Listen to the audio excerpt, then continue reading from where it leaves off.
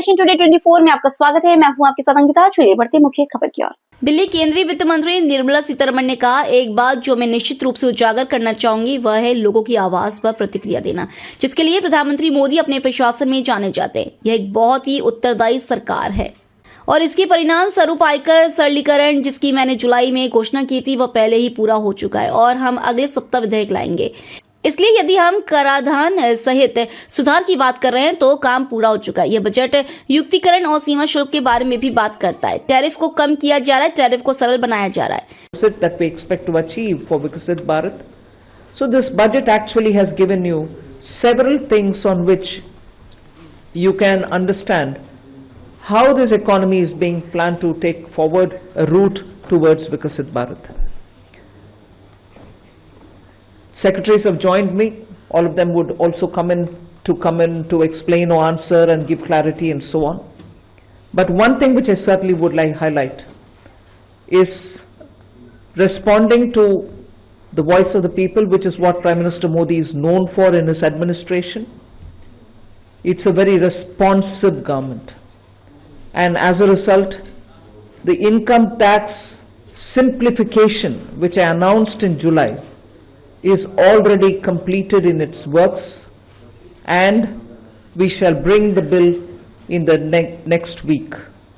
So the income tax simplification, about which in July budget I have gone in detail to say, the work is completed within 6 months is what I said. Within 6 months we've brought the bill. It will be coming into the parliament next week.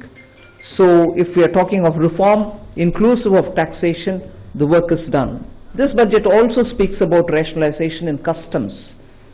Tariffs are being brought down, tariffs are being simplified, and also the basket which consisted of so many different tariffs for so many different commodities are now reduced. 8 were taken off earlier, 8 has been taken off now.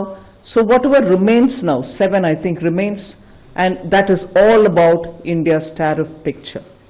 So the usual narrative which goes on saying, is India being too heavy on tariffs?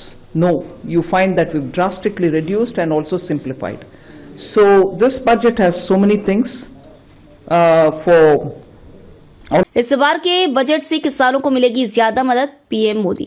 आज देश विकास भी विरासत भी इस मंत्र को लेकर चल रहा है। इस बजट में इसके लिए भी बहुत महत्वपूर्ण कदम उठाए गए हैं।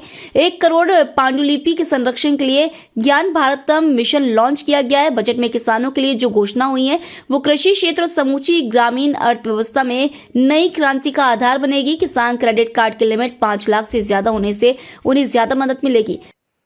भारत की विकास यात्रा का एक महत्वपूर्ण पड़ाव है। ये 140 करोड़ भारतीयों की आकांक्षाओं का बजट है। ये हर भारतीय के सपनों को पूरा करने वाला बजट है।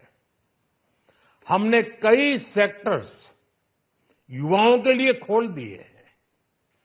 सामान्य नागरिक विकसित भारत के मिशन को ड्राइव करने वाला है। ये बजट एक फोर्स मल्टीप्लायर है। ये बजट सेविंग्स को बढ़ाएगा, इन्वेस्टमेंट को बढ़ाएगा, कंजम्पशन को बढ़ाएगा और ग्रोथ को भी तेजी से बढ़ाएगा।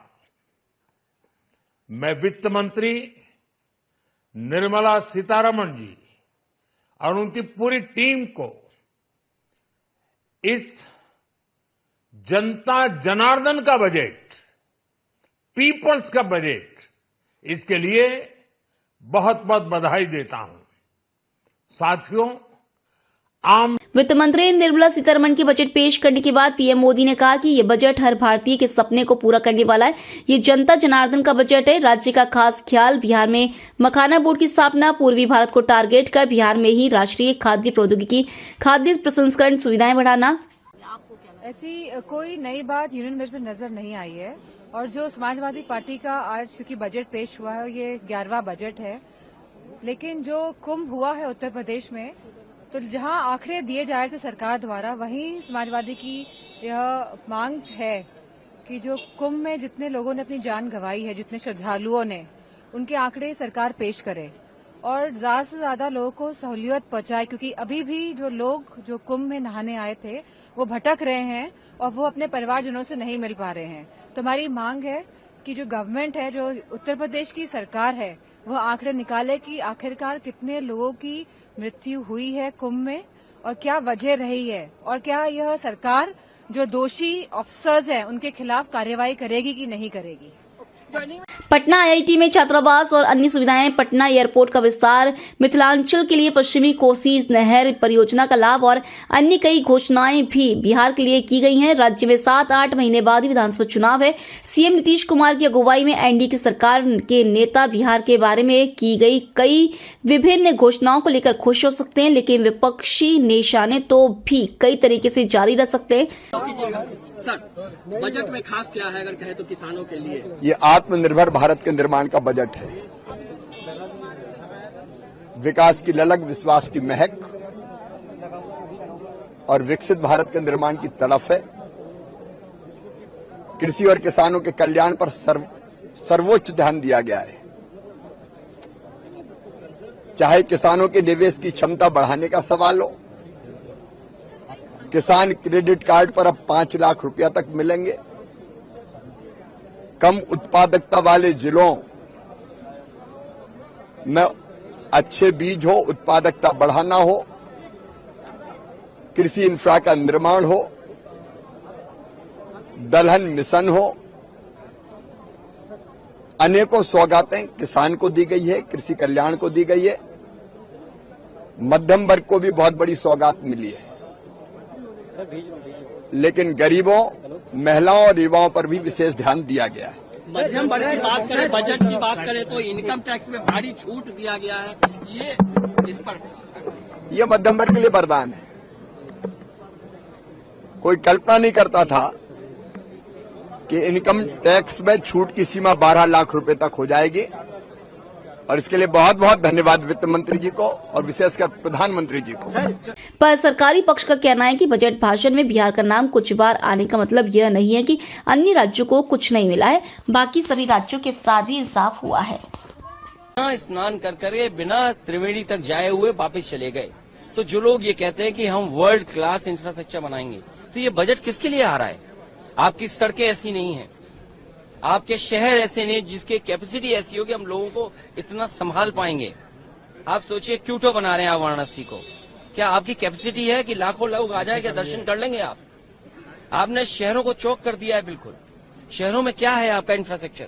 आप तो स्मार्ट इंडिया और स्मार्ट वो शहर बसा रहे थे आप। पब्लिक ट्रांसपोर्ट क्या है, हॉस्पिटल्स क्या है, एम्बुलेंस क्या है, तो क्या व्यवस्था दे रहे हैं आप? फिलहाल इस बुलेटिन में इतना ही। आप बने रहिए नेशन टुडे 24 के साथ। नमस्कार।